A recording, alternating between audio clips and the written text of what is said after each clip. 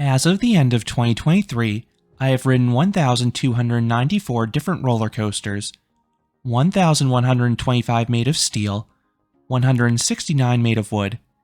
In 2023, I rode 64 new roller coasters, and 8 of those cracked my top 100.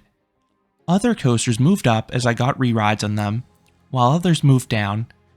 This will be a 2-part video ranking my favorite 100 roller coasters in the world that I have personally ridden.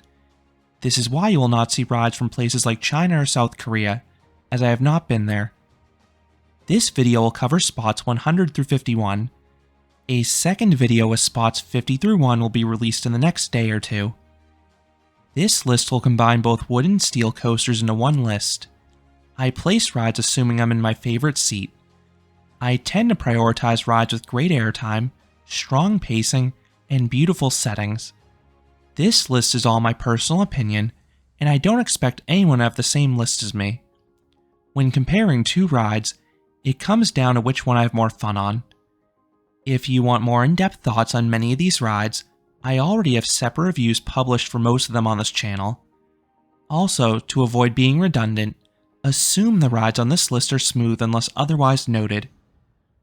Starting off the list at number 100 is Flying Aces at Ferrari World. This intimate hypercoaster is the sister coaster to Skyrush. This one also starts with a speedy cable lift hill and a first drop with intense ejector airtime. Then the wing seats offer crazy laterals and the directional changes. This layout is not as airtime heavy as the hypers higher on this list, but it does have a wonderful hang time filled inversion at the end. Number 99, Wild Train at Fantasiana. This PAX creation looks like a family coaster, but it has some intense ejector airtime, rivaling that of an RMC. The hills are comically sharp, so they all violently launch you airborne, and this is paired with some terrifying head choppers. The ride is not as fast as the other rides on this list, and it is short, but it sure is wild. If you want to ride it, 2024 is your last opportunity, as it will be removed after this season. Number 98, Rorosaurus at Storyland. Gravity Group has made a lot of small wood coasters packed with airtime, but this is the feistiest and best of the bunch. This coaster has nearly a dozen airtime moments, all of which are abrupt ejector pops. I particularly love the return run, which has 4 powerful bunny hills in a row. It feels like a finale straight from an RMC. Number 97, Piraten at Jur's Summerland. This intimate megalite has the power of a hypercoaster, just on a much smaller scale. The first 2 hills only have moderate floater airtime, but once this ride warms up, the remaining hills all have strong ejector airtime. Those S-hills in the middle are particularly violent. Then this ride has some low turns with good force for variety. Number 96, Alpina Blitz at Nigloland. This is Mach's take on the megalite. This is another airtime-centric ride, and the overall experience felt similar with one key change. Alpina Blitz is a far superior first drop. That plunge offers some wild ejector airtime in the back row. Number 95, Guardians of the Galaxy Cosmic Rewind at Epcot. This combines great theming with a dynamic experience. You have multiple pre-shows establishing a story, and the ride takes place in a giant show building with a starfield effect, giant screens, some physical props, and onboard audio. Then this Vekoma coaster features a series of airtime-filled dips and fairly forceful turns, and this is an extremely long ride as well. Number 94, Wild Mouse XXL on the German Fair Circuit. This is a Wild Mouse coaster on steroids. Mach took their standard Wild Mouse coaster, but appended 2 sizable drops at the start. This causes you to take the remaining layout with way more speed than usual. And since this ride runs with no braking, the laterals are among the strongest of any coaster. And the dips in the second half offer legit ejector airtime. And as a bonus, this ride is a Funhouse style queue. Number 93, Balder at Liseberg. This intimate prefab woody is all about ejector airtime. Every single hill offers strong negative Gs. The larger hills sustain it longer, but you still get catapulted out of your seat in the smaller hills. The ride is repetitive, almost to a fault, as it consists of 1 or 2 airtime hills, followed by a turn. This wouldn't be bad except the turnarounds are very tame, which disrupts the pacing relative to the coasters higher in this list. But the airtime is amazing, and this ride is extremely smooth thanks to the recent track work. Number 92, Rampage at Alabama Splash Adventure. This CCI wood coaster is wild and fast-paced. The turns are barely banked, so they all deliver crushing laterals. Then the ride has plenty of airtime as well. I particularly like the ride's largest drops in the back row. They deliver sharp jolts of ejector airtime, particularly the imposing first drop. This ride had some bumpy valleys in 2023, but it was plenty bearable for me. That being said, the ride is closed for the 2024 season as the park adds steel track to reduce maintenance costs going forwards. Number 91, Steel Titan at Dreamworld. This specifically applies to the spinning back car. This is a near clone of Europa Park's Blue Fire, but it was fitted with a spinning seat. The spin rate is rather slow, but it was exciting taking these elements sideways and backwards. This mock launch coaster has several spots of airtime, and 4 great inversions, most notably the final barrel roll. It feels like a pseudo-Mosasaurus roll, and it's downright insane if you're spinning through it. Number 90, Jersey Devil Coaster at Six Flags Great Adventure. This RMC Raptor has a fantastic first half. The first drop is incredible ejector airtime in the back row. Then there are some additional moments of strong ejector airtime, and 3 wonderful inversions, with the stall and 0G roll having spectacular hang time. The second half is tamer, but it still offers nice floater airtime on a few hills and close head choppers. Number 89, New Texas Giant at Six Flags Over Texas. The original RMC has size and length on its side. The first half has some great instances of ejector airtime. Then the overbanks offer nice whip. The airtime is still plentiful in the second half, but it's not quite as intense as the later RMC hybrids. But this ride does have the far superior, more comfortable Gerstlauer trains. Number 88, Monster at Adventureland. This Gerstlauer Infinity Coaster has a bevy of ways to get you out of your seat. The Beyond Vertical Drop is epic ejector airtime, and some of the other hills also offer negative Gs. Then there are some sharp laterals to try to bend you out of the train. Then there are some super slow inversions that'll have you dangling against the lap bar. Number 87, Cannibal at Lagoon. This ride is a marvel, especially because it was designed in-house by the park. The first drop is one of the best in the world. It is a beyond vertical drop of hyper heights. The airtime is phenomenal. The 4 inversions are great too. The Immelman has good positives. The dive loop has a shocking pop of ejector airtime going into it. And the Lagoon roll is one of the world's best hang time moments. Number 86, Renegade at Valley Fair. This GCI wood coaster has an excellent layout. The first half has some speed hills with sustained floater airtime. The remaining turnarounds and hills all offer briefer but stronger jolts of airtime. The retractable seatbelts do restrict your airtime a bit, and the ride has a shimmy, but this ride is fun and fast-paced, especially at night because there's very little light during the first half because that takes place in the backstage area. Up next would have been Mindbender at Galaxyland. This Schwarzkopf looper had 3 of the most forceful inversions on the planet. All 3 loops were high in positive Gs and gray out moments for me. Then this coaster also had some devilishly twisted drops at the start, and a surprise airtime pop or 2 at the end. Then there was also a disorienting helix around a series of mirrors. Unfortunately, this ride was recently removed. Getting the next honorable mention is Chimera at La Feria de Chapultepec. This Schwarzkopf was similar to Mindbender, but even more intense.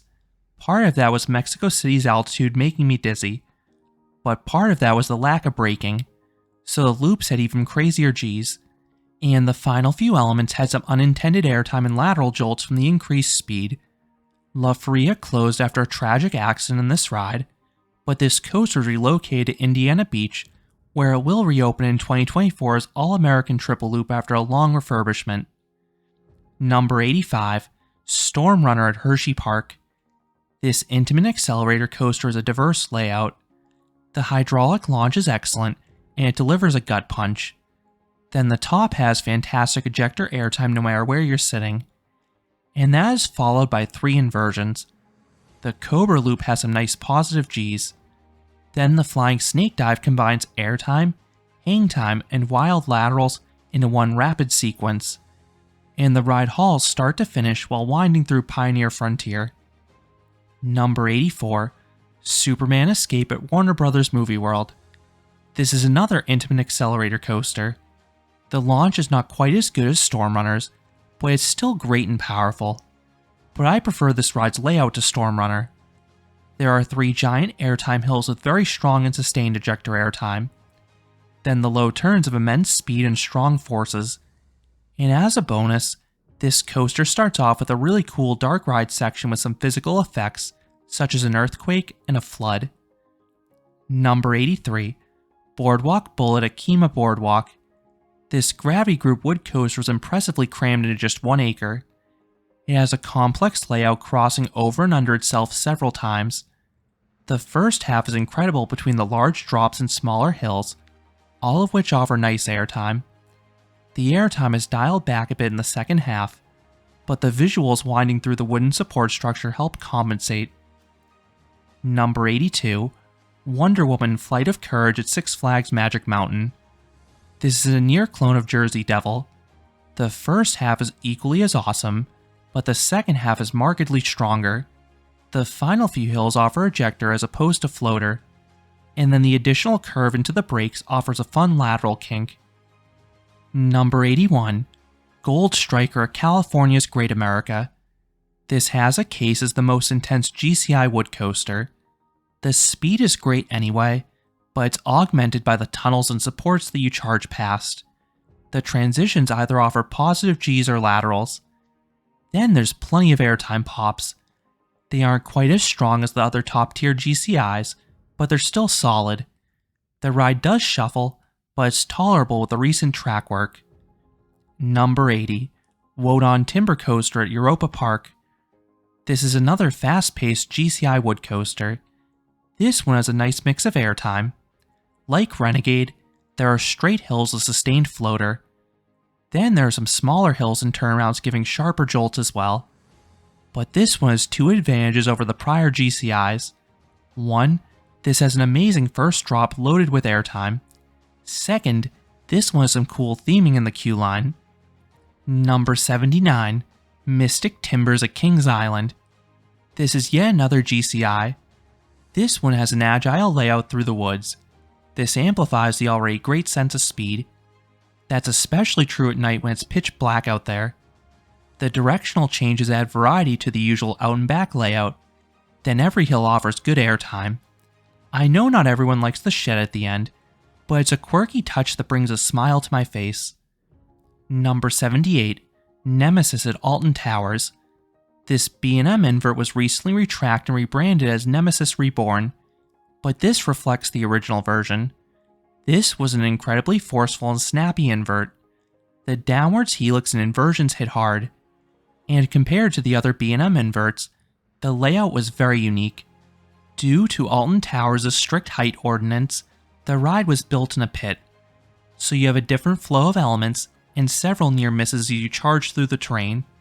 The ride is short, but it delivers both visuals and forces. Number 77, Montu at Busch Gardens Tampa. This B&M invert has size and power. The ride has 7 inversions, most of which are heavy on the positive Gs and whip. The best of the bunch is the Batwing. The flips are extremely snappy, and the sustained Gs and the pullout are immense. Then this coaster also has some great visuals as the low points pass through these Egyptian-themed trenches. Number 76, Osiris at Parc Asterix. This is another Egyptian-themed B&M invert. Like Montu, it has some thematic touches, but I prefer the layout here because of how unique it is. The twisting first drop offers rare airtime and laterals for the genre. Then the layout alternates between forceful and floaty elements. My re-rides this past summer were still excellent, but not quite as good as my original rides in the spring. This ride runs steel wheels in the cooler months, meaning it'll go faster, so go then if you want to experience this ride at its peak. Number 75, Leviathan at Canada's Wonderland. The original B&M Giga Coaster has some standout elements. The first drop is one of the best in the world between its extreme size and abundance of airtime. The low speed hill blends airtime and laterals. Then the giant camelbacks offer copious amounts of strong floater airtime as well. The return run had me wanting a bit more though. A few elements were just okay, and the ride felt like it was missing an extra 1 or 2 airtime hills to complete the overall experience. Number 74, Junker at Powerland. This Gerstlauer Infinity Coaster feels similar to Monster, except this one starts off with an ultra-powerful LSM launch. Then the layout offers stronger laterals and airtime, and there are 3 inversions chock full of hang time, including the super unique finish loop that wraps around a pedestrian bridge. And all of these forces are enhanced by the lap bar restraints that allow your body to be tossed about. Number 73, El Toro at Six Flags Great Adventure. This Intamin prefabricated wood coaster has 4 of the best airtime moments in the world, if you love sustained ejector airtime. The first drop, 2 large camelbacks, and Rolling Thunder Hill all offer extreme negative Gs. The rest of the ride is decent, not great. There are a few other spots of mild floater airtime, and the finale has some low S-bends that are quick and snappy. The ride is smoother than most wood coasters, but there are some unpleasant jolts in a few valleys, particularly the far turnaround.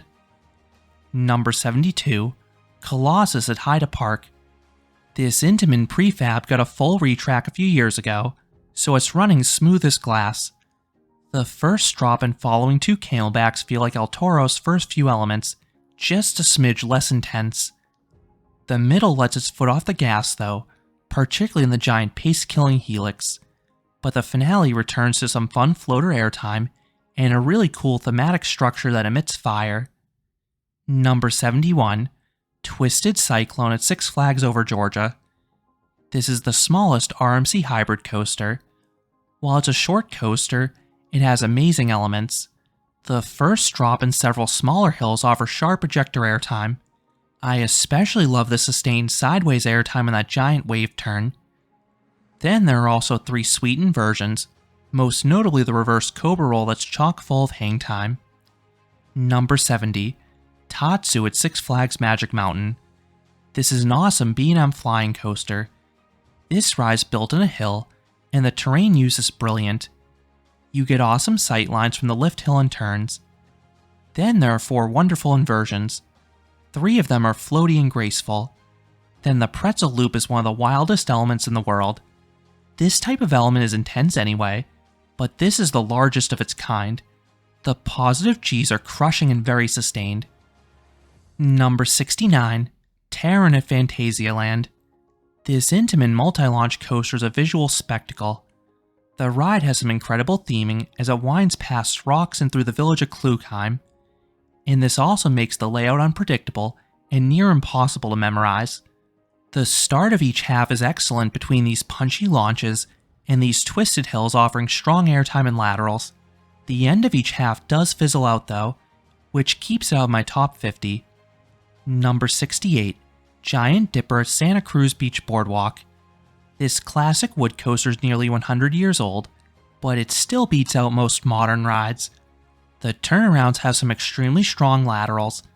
They throw you sideways, and they'll pin you there for the duration of the turn. Then several drops in the back row have great ejector airtime, especially if you're on the smaller side because it operates with single position lap bars giving you some room. This ride is not fast, but the forces are no joke. Number 67, Ravine Flyer 2 at Waldameer. This Gravity Group wood coaster is an awesome location. The ride travels down a ravine and over a road. That alone makes it notable, but the elements are great as well. The first half is wild between the fantastic first drop, bunny hills with abundant airtime, quick directional changes, and sustained speed. The second half slows down a bit when you climb back up the ravine, but there are still a handful of airtime pops, and the ride is running better than ever with all the recent track work. Number 66, Hagrid's Magical Creatures Motorbike Adventure at Islands of Adventure. This is arguably the best themed ride in this list. This is an intimate multi-launch coaster that weaves its way through different structures, around nice landscaping, and past animatronics. This ride has some force too. All 7 launches have nice kicks to them. Then the turns apply nice Gs, especially if you're in the elevated motorbike seats. And there are some tricks that elevate the whole experience. This is a super long coaster that's engaging start to finish. Number 65, Mamba at Worlds of Fun. This Morgan hypercoaster shot up my ranks. The first half was always good with the large floater airtime filled hills and interesting turnaround sequence, but the park recently disabled the mid-course trim, so the return run that used to offer weak airtime now offers extremely strong airtime. And the lap bars in this ride are not super tight, so you'll feel all those negative Gs in full. Number 64, Lightning Run at Kentucky Kingdom. The prototype Chance Hyper GTX feels like an RMC. This ride is not the largest, nor does it have the same sense of speed as rides higher in this list, but it excels in the negative G department. There are some sustained hills during the first half, but most hills offer briefer bursts. The final few hills in particular are some of the sharpest ejector pops of any ride. Number 63, Wicked Cyclone at Six Flags New England. This RMC hybrid coaster is front-loaded with strong airtime. The first drop, smaller bunny hills, and outer bank all launch you skywards. Then there are 3 excellent inversions. All of them are floaty, and they also offer fantastic head choppers. This coaster does slow down mightily on that last lap, but it still manages to find ways to buck you from your seat. Number 62, Wonder Woman Golden Lasso Coaster at Six Flags Fiesta, Texas. This RMC Raptor is one of the wildest and fastest paced coasters out there. It looks cartoonish off-ride between the narrow track and speeds. The elements are amazing as well. The 2 largest drops offer some of the sharpest ejector airtime on the planet. Then the dive loop and S-Hill also offer intense negative Gs, while paired with wild laterals. The coaster is extremely short, which prevents it from placing higher. Number 61, Railblazer, California's Great America. This is a clone of Wonder Woman, just mirrored. I give this ride a slight edge though because it was running smoother in my recent rides, and the rock work on a few valleys enhances the already amazing sense of speed. Number 60, Steel Dragon 2000 at Nagashima Spa Land. This Morgan Giga Coaster feels like Mamba, just scaled way up. The outward leg has some ginormous hills with oodles of floater airtime. The turnaround section is long and speedy. Then the return run is a never-ending series of bunny hills with great floater airtime. The ride does have 2 cons though. 1, a few valleys on the outward leg are shockingly bumpy. 2, you cannot pick your row, and you really want to be on the ends to maximize the experience in the first half. Number 59, Time Traveler at Silver Dollar City. This is the original Mach Extreme Spinning Coaster, and it is such a fun ride. The spin allows you to take each element differently, and they're particularly cool when you take the elements sideways or backwards.